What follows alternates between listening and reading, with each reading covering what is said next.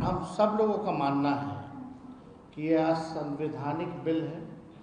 साफ तौर पे आर्टिकल 26 जो हमारे संविधान में है, इसका ये उल्लंघन करता है। इस बिल में जो भी पार्टियां थी जो अपने आप को सेकुलर पार्टियां कहती हों या सेकुलर नेता कहते हों, उनका पर्दाफाश जो है हुआ है। हमारी सरकार आने पर किसी भी कीमत पे इस बिल को हम लोग बिहार में लागू नहीं होने देंगे। कूड़ेदान में ये बिल को फेंका जाएगा हमारी सरकार जब बनेगी। वक्फ बोर्ड अमेंडमेंट बिल जो पार्लियामेंट में इंट्रोड्यूस किया गया, उसको लेकर के आज हम लोग जो है प्रेस कॉन्फ्रेंस रखे हैं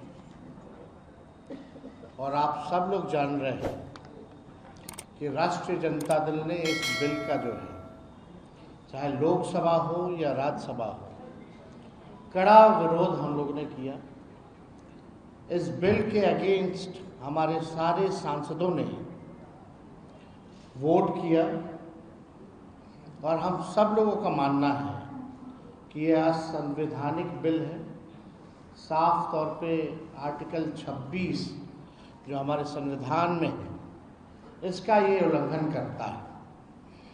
और ध्रुवीकरण की राजनीति, भाजपा के लोग देश को तोड़ना चाहते हैं, बांटना चाहते हैं।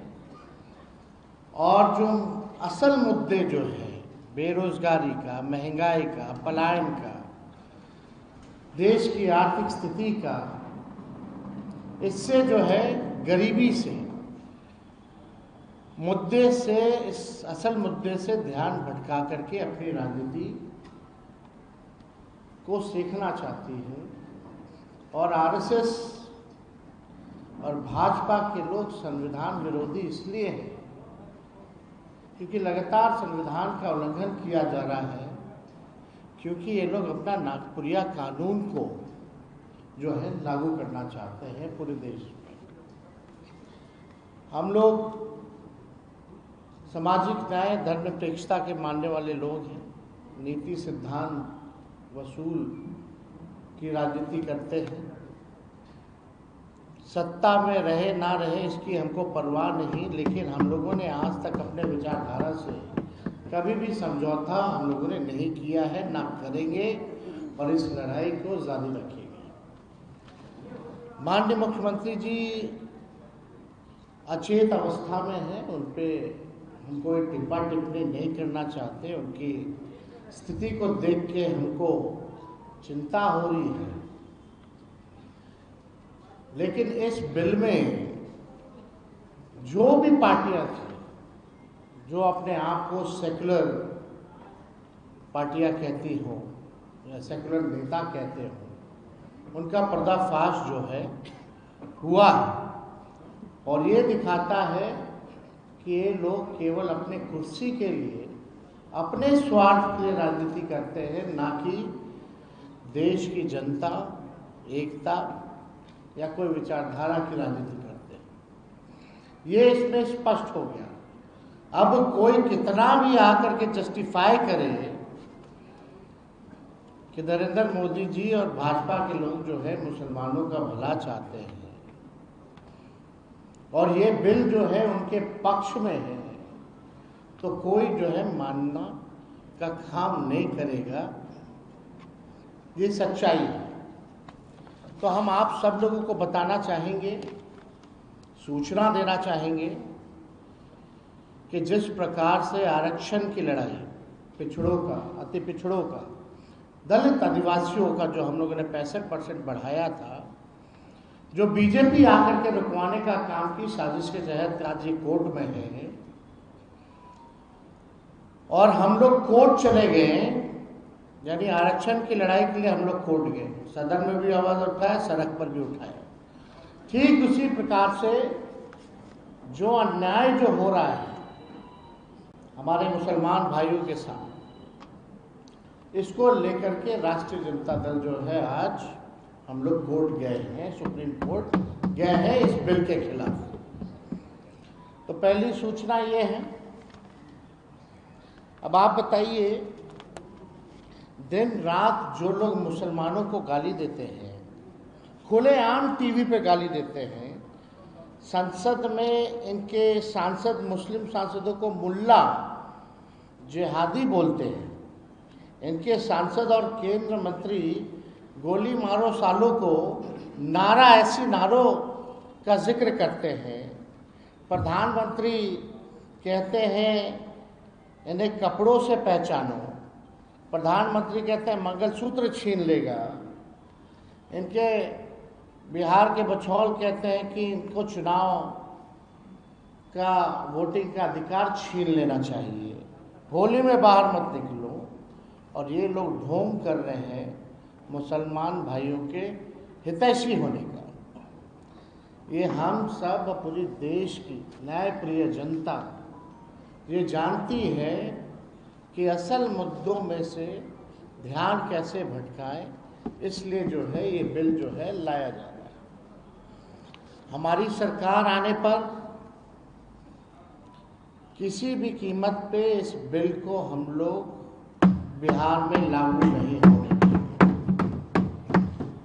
किसी भी कीमत पे।